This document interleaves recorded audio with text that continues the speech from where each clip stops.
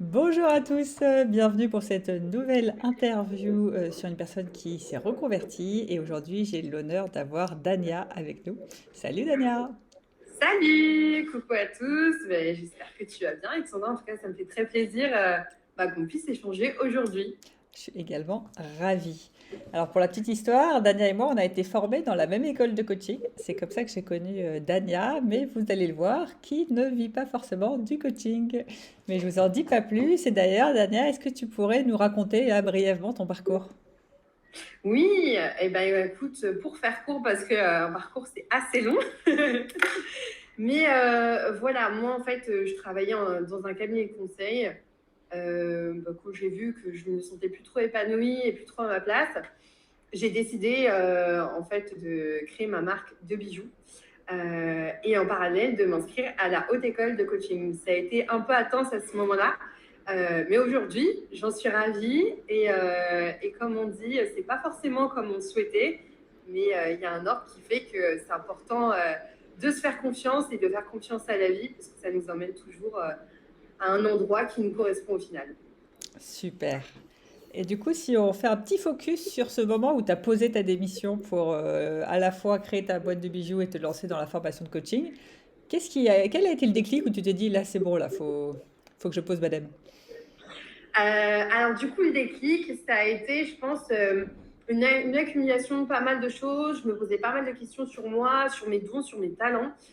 Et je pense qu'au bout d'un moment, à force de tourner, entre guillemets, je me sentais plus à ma place. Ça résonnait de plus en plus fort en moi intérieurement. Et on peut plus se cacher, on peut plus se mentir à soi-même. Il y a un moment où ça explose et on ne peut pas retenir ce moment-là. Donc, j'ai rencontré une personne en fait dans le cabinet coaching, cabinet pardon, dans lequel je travaillais et qui était coach. Et en fait, ça a été cet échange avec lui qui a été aussi le déclic, où je le voyais épanoui, bien dans ce qu'il faisait. Et du coup, je me suis dit, mais en fait, pourquoi pas moi? Pourquoi ça peut, l'épanouissement dans le travail, euh, ça pourrait aussi m'arriver. Donc, qu'est-ce que je peux faire pour justement atteindre cet épanouissement-là? Et du coup, je me suis dit, en fait, j'ai envie de créer ma marque de bijoux. J'en ai parlé à mes collègues un petit peu rigolant au début, elles m'ont pris très au sérieux. Et elles m'ont dit, bah oui, crée ta marque, vas-y, lance-toi. Et ça a été le déclic où j'ai demandé une rupture conventionnelle. J'ai en parallèle, parce que j'aime aussi accompagner des gens, j'ai toujours aimé le relationnel, donc je me suis dit que le coaching aussi, à ce moment-là, pouvait être aussi quelque chose qui pouvait être bien pour moi, me correspondre. Donc c'est à ce moment-là où j'ai eu ce déclic, où je me suis dit, c'est bon, je me lance. Ah, super, une histoire comme on les aime. Et du coup, au début, tu as lancé à la fois, on va dire, l'idée du coaching et l'idée de la marque de bijoux. Qu'est-ce qui a fait qu'à un moment donné, tu t'es dit, je me penche plus sur la marque de bijoux? En fait, je me suis dit que ça faisait de trop de se lancer dans deux projets en même temps. En tout cas, l'état et le moment du lancement de bijoux, euh, il y avait énormément de choses à faire. Parce que quand on se lance dans l'entrepreneuriat, c'est pas un long fleuve tranquille et c'est pas quelque chose de simple. On a beaucoup de rêves, on se dit, bah voilà, c'est cool l'entrepreneuriat, on a un emploi du temps flexible, mais euh, il y a aussi pas mal de choses qui sont assez difficiles, même si j'en suis hyper heureuse maintenant. Il faut faire un choix. Dans la vie, il faut faire des choix, il faut prioriser, il faut faire des choses dans l'ordre. Et je sentais que les deux en même temps, ce n'était pas forcément le plus évident parce que ça m'empêchait de me concentrer sur l'un et sur l'autre. J'étais assez dispersée. Donc je me suis dit, il vaut mieux faire une chose à la fois, une chose bien. Et puis après, ça ouvrira de toute façon d'autres portes. Donc c'est pour ça que j'ai décidé de me concentrer sur les bijoux. Et j'ai bien fait parce que voilà, ça se développe assez bien. Et c'est ce choix, cette priorisation qui a fait que je développe ma marque et ça, il y a des portes qui s'ouvrent, quoi, donc c'est cool. Ouais, c'est top de voir la marque Horizon et Joyas grandir. Tu l'as dit, l'entrepreneuriat, c'est pas facile. Comment tu as géré justement cette période de transition? Donc on est salarié, hop, on switch, on devient entrepreneur. Comment ça s'est passé? Alors, pour tout te dire, au début, c'est une phase où on a un peu des paillettes dans les yeux, surtout les amis ou la famille qui sont dans le domaine de l'entreprise. on se dit, ah, ben, on a de la chance, on n'a pas d'horaire fixe, c'est cool. Et ensuite vient le moment où ça devient un peu plus compliqué, on voit un peu la réalité et on atterrit. Euh, c'est qu'il y a aussi, il ne faut pas se cacher, financièrement parlant, c'est aussi difficile. On veut tout faire à la fois et en même temps, ça ne marche pas parce que justement, on se confronte à la réalité du marché. Faut trouver la cible. En tout cas, pour quelqu'un qui lance un produit comme moi, pour les bijoux, il faut voir d'abord si ça fonctionne bien, ce qui plaît, ce qui plaît moins. Donc, quand on est dans la création, on prend énormément de temps, c'est des frais, c'est du temps.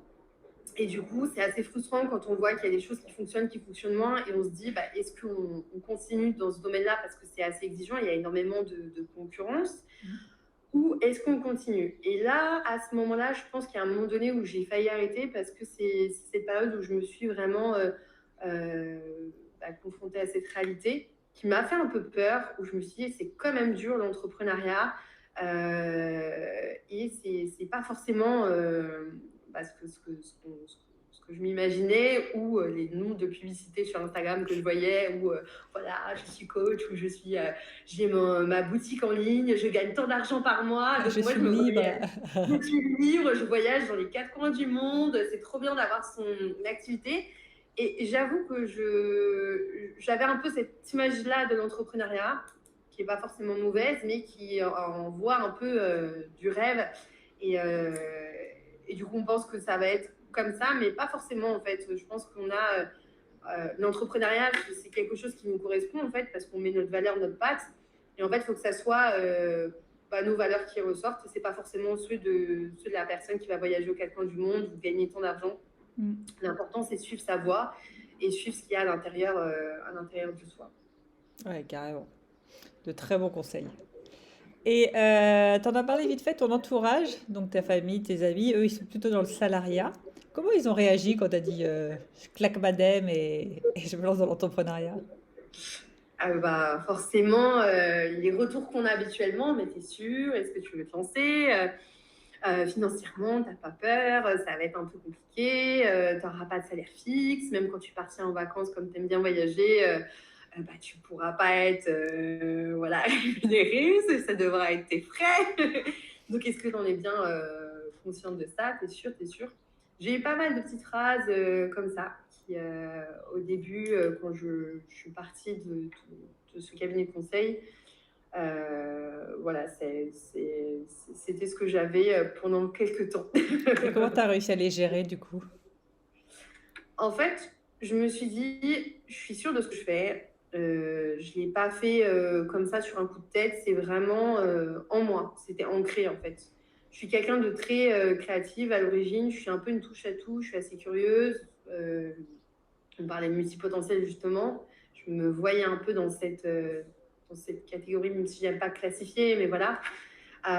Et du coup, je pense que c'est le meilleur moyen pour moi de m'épanouir, c'est de pouvoir explorer une palette de fond en comble, qui me permettent de vraiment de faire sortir des choses en moi et de vraiment souffler. Et c'est vraiment ça. Je me suis dit non, c'est tellement profond, c'est tellement ancré que je peux pas en fait retourner dans une entreprise parce que je serais trop restreinte, et en termes de créativité, ça sera pas moi en fait. Ouais. Ça me correspondra pas. Ouais. Tu étais sûre que c'était ta voie, quoi. Ah, j'étais sûre. Et quel conseil, du coup, tu donnerais à quelqu'un qui cherche sa voie? La détermination de continuer à chercher, parce que quand on cherche, c'est bon signe. Alors, on ne trouve pas forcément directement, mais en fait, on est en mouvement.